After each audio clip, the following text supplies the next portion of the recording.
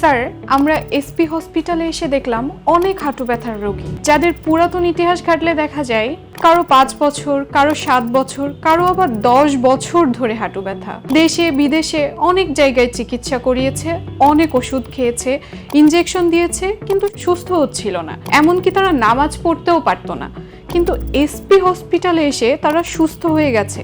এটা কিভাবে সম্ভব স্যার? ধন্যবাদ, খুব সুন্দর প্রশ্ন। হ্যাঁ দর্শক, হাঁটু ব্যথা নিয়ে বহুদিন ধরে সাফার করছেন। যেদিন প্রথম শুরু হয়েছিল সেদিন আপনি একটু ব্যথা ছিল, হয়তো বসতে একটু কষ্ট হতো, কোনো কারণে আপনি নিচে বসা বন্ধ করে দিলেন, মানে নামাজটা আপনি জায়নামাজ ছেড়ে চেয়ারে উঠে পড়লেন, আপনি টয়লেটটা বাংলা প্যান্ট ছেড়ে হাই কমেডে চলে গেলেন, আপনি নিচে বসে ভাত খাওয়ার পরিবর্তে ডাইনিংয়ে চলে আসলেন যে আরামে একটু সবকিছু করি, কিন্তু এই আরামটা আপনার জন্য হারাম হয়ে দাঁড়াচ্ছে।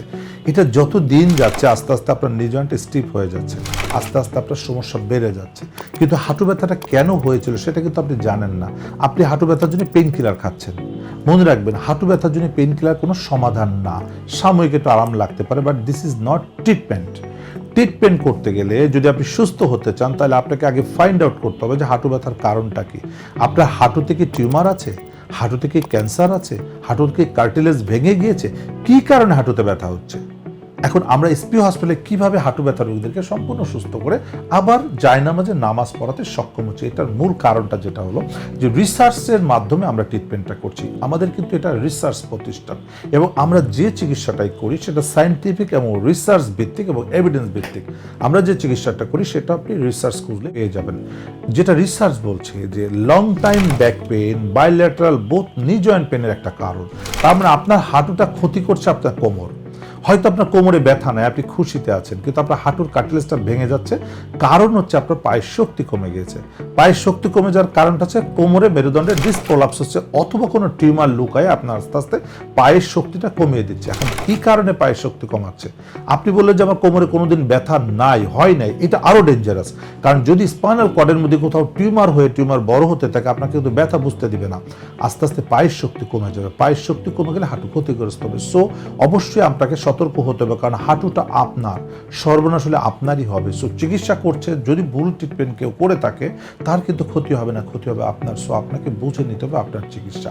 আপনি অবশ্যই আপনার চিকিৎসকের কাছ থেকে বুঝে নেবেন যে হাঁটু ক্ষতি হওয়ার মূল কারণটাকে। যদি দেখেন আপনার পায়ের শক্তি কমে যাচ্ছে, তাহলে অবশ্যই ধরে নেবেন আপনার কোমরে কোনো প্রবলেম আছে। সেটা হতে পারে ছোট প্রবলেম, হতে পারে বড় প্রবলেম। অবশ্যই ছোট প্রবলেমের জন্য হাঁটু পর্যন্ত দৌড়াবে না, বড় প্রবলেমের কারণে হাঁটু ক্ষতিগ্রস্ত হয়, যে কারণে আপনার কোমরের এমআরআই করাটা খুব জরুরি।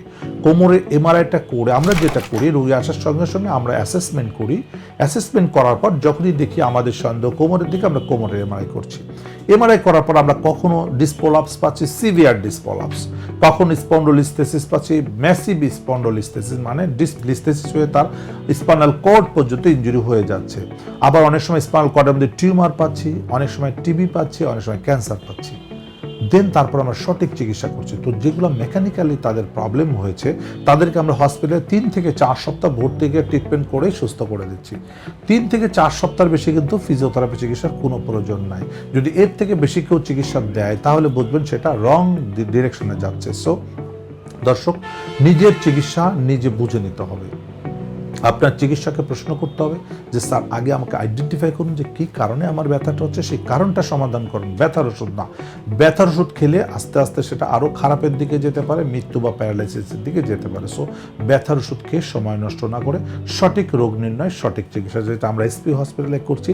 যে কারণে এসপি হসপিটালে হাঁটু ব্যথা রোগী আসলেই আমরা গ্যারেন্টি দিয়ে বলতে পারি তিনি সুস্থ হয়ে আবার স্বাভাবিক নামাজ পড়া, নিচে বসে টয়লেট করা, নিচে বসে ভাত খাওয়া, আবার স্বাভাবিক জীবনে যেতে পারবে। এবং এটা কিন্তু ফরএভার।